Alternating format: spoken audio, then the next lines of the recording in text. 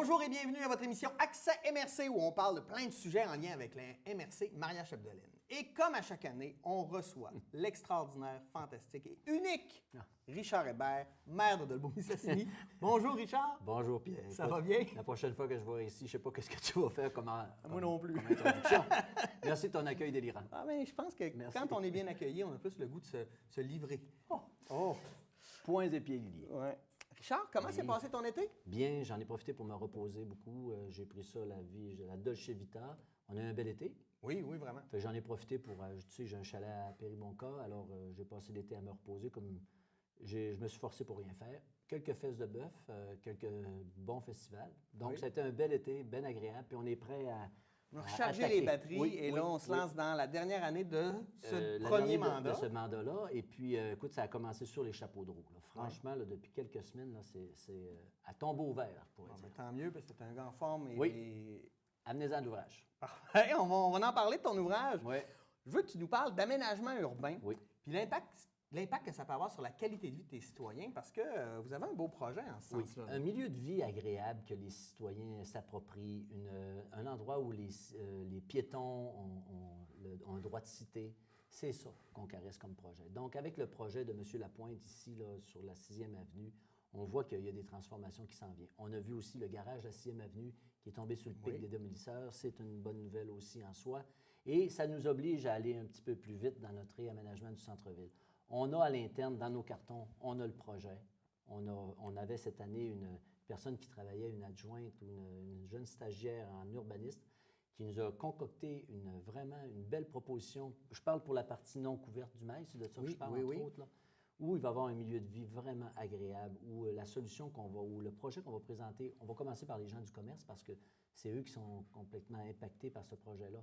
Je pense qu'ils vont être contents du travail qu'on a fait. Ça nous a été présenté il y a quelques jours à peine au conseil de ville et unanimement, on était très, très heureux du livrable, si je peux dire. Fait que là, le projet est là. Maintenant, est-ce que ça va aller par phase? Comment vous allez procéder? Puis qu'est-ce qu'il va y avoir? Est-ce qu'on peut avoir des scoops? Bien, en fait, oui, je peux le dire, puis je ne l'ai jamais caché. La partie du terre-plein central en ciment, ça va être éliminé. OK. On veut agrandir ou élargir les trottoirs pour permettre des terrasses. Oui. Donc, c'est un peu ça, avec des aménagements, là, de la verdure. Donc, je ne veux pas trop en dévoiler, mais et ça pourrait prendre une grande surface là, de ce périmètre-là. Et je peux te dire, Pierre, que quand les gens vont voir l'affaire, moi, en tout cas, j'étais bien étonné, puis ça va redonner un autre coup d'œil à notre ville, surtout dans cette partie-là. Tu sais, on veut créer, dans notre plan touristique, on veut créer un nightlife, on veut créer un endroit où les gens vont pouvoir aller se réunir. L'été, là, quand il fait beau, c'est le fun de voir les terrasses, puis il y a des gens, c'est agréable. Alors, on pense que lorsque notre projet va être réalisé, on va avoir des budgets à voter cette année par rapport à ça. On a eu des bonnes nouvelles aussi. On sera admissible, à des subventions pour pouvoir rénover tout ça. Écoute, on est bien excités de ce qui s'en vient pour les prochains mois, la prochaine année. Vous allez voir que l'an prochain, ça va bouger puis ça va être beau. Ça, les gens vont être contents de ça. Oui, c'est important de revitaliser son centre-ville. C'est le cœur d'une ville, en fait. Ça devrait être un lieu de rassemblement. Si on se recule de quelques années, il y avait des vitrines placardées, etc. On voit qu'il y a eu un renouveau. Je pense que les entrepreneurs ont confiance, ont foi en l'avenir. Le conseil ne les décourage pas non plus dans leurs aménagements. Donc, un conseil qui indique la voie par où on va, des contracteurs, des entrepreneurs qui ont confiance, voilà le résultat. La ville va changer d'image tranquillement, pas vite, pour la mettre à la page. Parce qu'on veut que le milieu de vie soit sécuritaire, accueillant, durable, vert. On est dans cette mentalité-là. Puis aussi, quand on a refait toute la mission, valeur de la ville, ça fait partie de... On met l'humain au centre de nos préoccupations. On encourage le développement durable. Aussi, on encourage aussi les saines habitudes de vie. Alors, c'est tout ça qui est dans la moulinette. Et le produit va être livrable très bientôt. Très bientôt, j'aime ça. Donc, on devrait, en tout cas, on va y revenir au budget tantôt, mais j'imagine qu'il devrait avoir des annonces bientôt. Puis pendant que tu m'en parles, je fais encore du pouce. Tu sais, on a fait aussi des trucs. Vous avez vu sur la 4e avenue, on avait un petit problème là, de vitesse là, du côté pour en allant à la Pepetière. Oui. On a rapetissé un peu le couloir visuel pour ralentir la circulation. On a aussi installé un analyseur de vitesse à différents endroits. Oui. Ça, c'est pour permettre justement de ralentir la circulation là où ça doit avoir lieu et aussi de pouvoir donner un lieu de sécurité. Parce que les gens disent, ah, les voitures ont passé à grande vitesse, à 100 km/h. Quand on fait l'étude, ils passent à 40.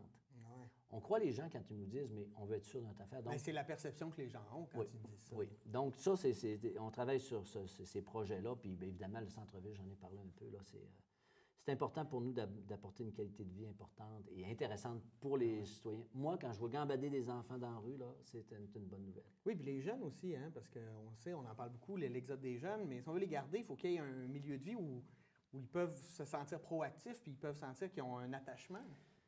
Oui. Puis, tu sais, Dolbeau-Mistassini, c'est une belle ville. On est à proximité des rivières, des chutes, etc. Donc, comment est-ce qu'on peut faire pour améliorer encore notre affaire? Donc, ça passe par les périmètres urbains. Autant dans le secteur de Mistassini que dans le secteur de Dolbeau. Puis si on arrive bientôt à arrêter de dire des secteurs, là, on va en parler plus tard quand on abordera d'autres Moi, questions. je ne vais pas parler de secteur. Hein. Non.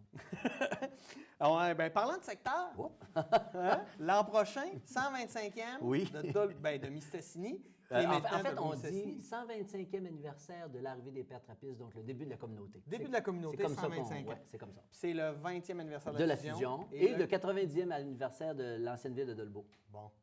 Fait que, on va fêter ça. On va fêter ça. Est-ce que vous allez faire des éléments distinctifs pour les 3 anniversaires ou on va faire plus des festivités globales sur l'année? Présentement, ce qu'on fait, c'est qu'on poursuit plusieurs objectifs. Donc, entre autres, ce qu'on veut faire, Pierre, c'est en premier lieu, de laisser un legs historique. Oui. On veut laisser quelque chose dans la communauté qui va signaler le passage de cet anniversaire-là.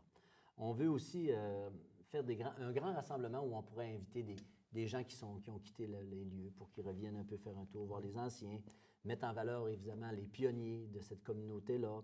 On a aussi d'autres projets qu'on travaille avec différents organismes. Ce comité-là est formé d'élus, de fonctionnaires et de citoyens. Okay. Alors, c'est vraiment un comité tripartite qui réfléchit justement à comment on va mettre ça en marche, si tu peux dire. Et puis, on n'a pas des grands argents on ne va pas dépenser des ultra-fortunes, là, soyons clairs. Mais on va souligner avec beaucoup de justesse les éléments forts. Donc, il y a 12 mois dans l'année, donc on va pouvoir... Comme un grand rassemblement, c'est marquant, puis les gens aiment ça. Ouais. C'est pas nécessairement quelque chose qui coûte des milliers de dollars. Oui, mais on est au premier balbutiement. Okay. Quand même, je te dirais qu'on est très avancé. La réponse, c'est non.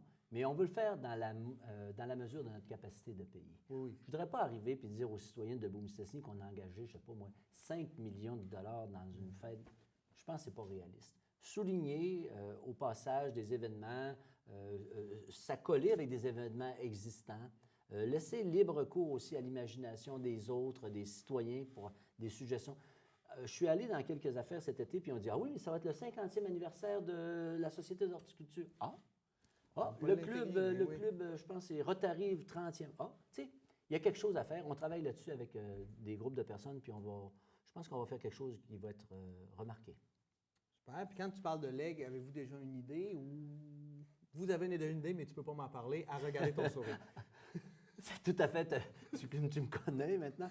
Oui, on travaille sur quelque chose et on aimerait bien que ça se réalise. C'est sûr qu'il va y avoir beaucoup d'argent investi dans cette chose, un certain nombre d'argent investi parce qu'un leg historique, par définition, ça va rester dans le temps. Et moi, je suis resté un petit peu sur mon appétit, je dois le dire, au 100e anniversaire de la communauté de Mistassini à l'époque, où on devait avoir un projet beaucoup plus important avec un sculpteur de renommée qui, malheureusement, ça ne s'est pas ajusté comme on aurait souhaité. Ce qui reste du 100e anniversaire de Mistassini, c'est quelques gros cailloux blancs avec des petites plaques dessus. J'ai encore la cassette VHS de Mistassini Labelle dans laquelle je jouais le rôle-titre. C'est vrai, tu jouais là-dedans. Oui, c'est vrai. On va arrêter ça là tout de suite. Mais en tout cas, on promet des fêtes correctes, mais pas ultra dépensières. On veut laisser un leg important pour que les gens disent « Hey, ça, c'est quelque chose. » On travaille là-dessus. Bon, j'espère que ça va aboutir où on souhaite, mais il y a beaucoup d'argent en jeu. Il faut regarder les... Tu sais, le 125e, c'est ce qui nous permet d'avoir de l'argent par le Canada. C'est pour ça que c'est le vocable du 125e, entre autres. Puis on en profite pour souligner le 20e anniversaire. Ça donne bien, c'est dans la dernière année du mandat du conseil de ville. Alors, on pense qu'on va finir ça en beauté pour laisser la... Puis, est-ce qu'il y a un moment où tu t'es dit, on va lancer une programmation ou on va dire ça? On n'est pas encore assez avancé. Non, je ne veux pas lancer rien. Pour l'instant, on est en discussion. Il y a eu quelques rencontres qui ont eu lieu, donc on est vraiment au premier. On est en train de placer un canevas là, pour voir un peu comment ça va bouger dans tout ça, mais faites-nous confiance, il va y avoir quelque chose d'intéressant à vous présenter. Je te fais entièrement confiance. Merci beaucoup. Maintenant, on va venir sur des sujets qu'on aime, les infrastructures. Non, mais c'est parce qu'il y en a beaucoup. Puis il y en a qu'on parle depuis longtemps, puis il y en a qui se réalisent, puis il y en a qu'on avance tranquillement. La caserne, Oui. ça, c'est réglé. Ça va bon train. Ça va bon Ça train. va bien. J'y suis allé justement cette semaine. Je suis allé voir ça. On est très fiers de la décision qu'on a prise de mettre ça en bois. Puis on a eu déjà des échos. Les gens nous appellent pour dire que c'est beau. Tu sais que le bois, c'est noble. Puis dans le nouveau logo de la ville de Beaumistassy, il y a la présence des arbres. Alors Oui. je pense que ça aurait été mal avisé de ne pas faire un petit coup d'œil au bois. Oui, puis l'importance de l'industrie forestière pour le secteur. Tu sais, ça aurait été un peu maladroit. Et puis, je le dis aux gens, la structure à l'extérieur, ça va être en revêtement, mais l'intérieur est tout en bois. Alors, quand on va à l'intérieur, tu vas voir toutes les belles poutres de bois, là, c'est de toute beauté. Alors ça, la caserne des pompiers, le conseil est super content de ça. On a profité d'une belle subvention de 50 %. Il est situé sur le boulevard Vézina avec un centre d'entraînement derrière. Ça, Est-ce qu'il est terminé? Le quoi? La caserne, est-ce que c'est terminé? Non, mais bien pour te dire, là, je pense que cette semaine, ils vont couler les planchers. OK. On pense que c'est livrable en décembre. C'est ça qui était prévu au départ. C'est ça qui est des. Puis je suis allé, j'ai rencontré le directeur du projet. Ils sont dans leur échéancier, ils sont même un petit peu en avance. Donc, ça va bon train, ça suit exactement la marche à suivre. Donc, ça va très bien de ce côté-là. Donc, c'est livrable en décembre. Sens-tu l'effervescence chez les pompiers? Oh, les pompiers sont contents. Oui, Ils sont contents parce qu'ils sont dans nos locaux ici à l'Hôtel oui. de Ville. Ils sont 2, 3 par bureau, mélangés avec l'urbanisme. Donc, tu sais, c'est plus convenable. Les camions qui sont sous l'Hôtel de Ville, tout ça, je pense qu'on est rendu à une autre époque. Puis là, qu'est-ce que vous allez faire avec ces locaux-là? Est-ce que le réaménagement est déjà prévu pour l'Hôtel de Ville? Il n'est pas prévu, mais tu te rappelles que l'an passé, dans le budget, on a mis quelques centaines de milliers de dollars de côté en prévision de la rénovation de l'édifice. Et la directrice, la responsable des relations avec le milieu, Mme Sauvageau, a découvert sur Internet qu'on est dans le patrimoine architectural du Québec. OK. C'était fait par un monsieur Tremblay, un monsieur local ici, un Tremblay, je ne me rappelle pas de son prénom, Florent Tremblay. Et puis, c'est vraiment un beau bâtiment, donc on peut le réaménager, on va le réaménager, puis tous ces espaces-là vont être tous redistribués. Mais pour l'instant, on n'a pas encore d'idée, je ne voudrais pas avancer non plus sur des choses que je ne sais pas. D'accord. Maintenant, plongeons dans un autre sujet, la piscine. Voilà. Alors, c'est le complexe Aquagym. Oh. Alors, le complexe Aquagym, tu as vu peut-être dans l'été, c'est peut-être que tu suis l'actualité, même si tu es en vacances, te connaissant. Oui, on est admissible à un programme un tiers, un tiers, un tiers. Ça, c'est Chantier Canada. Ils ont fini par s'entendre avec Québec. OK. Puis, au lieu d'avoir 50 % d'un bord puis 50 % pour nous autres, on est rendu à 33 % pour nous autres. Alors, c'est fantastique. Pour avoir été rencontré notre député Robert Val, il dit qu'on est sur la bonne voie. Et tout de suite, quand on a enclenché le projet, tout de suite, les réponses sont arrivées. Donc, on est très optimiste de ce côté-là. Quand est-ce que ça va se réaliser, je ne peux pas vous avancer. D'abord, il y a tout un processus d'acceptation. Mais dans ce bâtiment-là, je le répète, il va y avoir des jeux d'eau comme permanents, une piscine de 6 couloirs avec des plongeoires, 25 mètres. Tu savais que la piscine ici, elle avait 25 mètres avant. Ils l'ont coupé puis ils ont fait une petite pataugeoire. Le dernier bout, là, c'est le bout qui nous manque. Et donc, vous revenez à 25. 25, puis il va y avoir aussi un gymnase et l'aréna aussi qui va jouxter tout ça, puis des studios d'entraînement, des trucs. Ça va être c'est un beau projet. Mais puis tu sais, c'est l'équipement le plus utilisé de la MRC Marie-Chapdelaine et de la ville. Donc, je pense que c'est un équipement supra-local important pour la population. Et c'est à peu près, on a la capacité de le faire parce qu'on a les infrastructures, etc. Donc, ça, ce projet-là, il va se livrer, là. Je ne peux pas dire cette année, par exemple. Je peux pas. Mais ça va bon train, Pierre. S'il faut mettre la pression, je suis prêt à rassembler les citoyens, qu'on aille devant le bureau du député en maillot de bain. Alors, c'est dans la machine et c'est bien parti. Parfait. Oui. Centre-ville, on en a déjà parlé. Je veux que tu me... L'aéroport. Ben oui, l'aéroport, parce que ça, si je me souviens bien, c'était une promesse électorale. Oui. Puis là, la fin de ton mandat arrive. Est-ce qu'on va avoir quelque chose? À la fin d'octobre, il va atterrir des avions sur la piste rénovée. Présentement, si tu vas faire un petit tour à Saint-Félicien, tu passes par là. Je passe par là tantôt. Tu regarderas la montagne de gravier qui est à côté du bâtiment principal. On est en train d'enlever la couche dessus. Là. Je ne vais pas dire scraper, c'est pas un beau mot, mais en tout cas, pas le beau mais mot. c'est ça que ça veut dire. C'est ça que ça veut dire pareil. Et là, ils sont en train de refaire la piste. Moi, selon l'échéancier, la date, c'est le 16 octobre. Donc, est-ce que tu seras dans cet avion? Oui. On a un projet. On souhaite faire quelque chose de spectaculaire pour l'inauguration de notre affaire. Donc, la piste va être rénovée. Le tarmac, ça va venir un petit peu plus tard dans une autre phase et le bâtiment principal à la fin. Mais ce qui est important, c'est de faire poser les avions pour, entre autres, l'avion ambulance, Ben oui. pour les gens qui vont travailler dans le Nord. Pour toutes sortes de raisons, on avait besoin. Hey, c'était rendu qu'on pouvait cueillir quasiment les bleuets sur la piste. Oui. Parce que dans les interstices, dans les cracks, ça poussait. Et cette année record pour les bleuets aussi. On a fracassé un record cette année. Oui? Oui. T'es fier? Très heureux. Hey, c'était de toute beauté, ces bleuets-là. C'est à perte de vue, c'est beau, beau, beau. Ça a toutes sortes de couleurs, des noirs, des bleus. Et ils ramassent ça la nuit. Hein. Ça fait comme des yeux d'animaux la nuit. Ça allume. Tu sais, quand tu vois un chat sur le bord de la rue la nuit, mais les bleuets, ils font pareil la nuit. Ils ne clignent pas des yeux. Mais presque. Puis, ils sont moins doux quand on les Ils flatte. disent, viens me chercher, viens me cueillir. Ah, fait que manger des bleuets cet été aussi. Oui, Oui. Et un sujet qui me touche particulièrement. je le sais. La route de Oui, Vauvert. oui. Je suis allé au club récréatif de Vauvert. En fin de semaine passée, il a inauguré un local d'entraînement. Là, il y a des machines pour que les gens s'entraînent. Parce que ces gens-là, ils se tiennent en forme. Ben oui. Vous savez, c'est des gens qu'on aime bien. Et je suis allé les voir pour leur dire, je n'étais pas parti pour faire un petit discours, mais en entrant, tout le monde était assis. Puis je suis arrivé, je fais, oh! Puis là, la blague, j'ai dit, on est-tu dans un bingo? Ils ont dit, asseyez-vous. Puis là, est-ce que vous voulez prendre la parole? J'ai dit aux gens de Vauvert, vous savez, le conseil a pris une décision, puis je peux vous affirmer haut et fort qu'on va la rénover, la route de Vauvert. Oui, ça va être échelonné dans le temps. Ouais. Ça va prendre quelques années à réaliser ce projet-là qui va coûter plus d'une dizaine de millions de dollars. Il va y avoir, comme je l'ai dit, 2 millions quelques 100 000 à la charge des citoyens. Et si on n'avait pas eu une subvention de 75 on aurait eu de la difficulté à le faire. Mais comme je l'ai dit aux gens encore, puis je te le dis à toi aussi, ça a pris 40 ans faire une route valable entre Québec et Chicoutimi. Quand même, ça prendra 2 ou 3 ans à réaliser celle-là. La patience là, va être de mise là-dedans.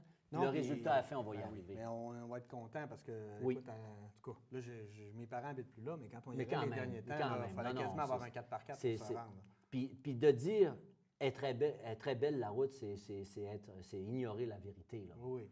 Écoute, quand tu y vas, tu vois ça. Oui. J'ai suivi des gens avec les fifth wheel, puis les campeurs. Là. Oh là là là. Ça brasse. Oui, ça soigne la baquaise, comme on dit.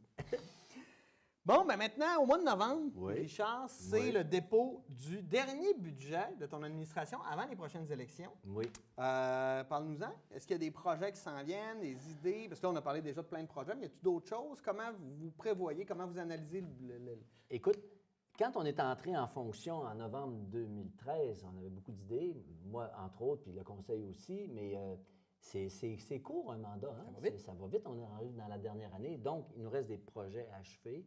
Et ceux qui sont en marche, il faut achever ceux qu'on a commencés. Oui. On en a quelques-uns qui nous traversent la tête aussi un peu.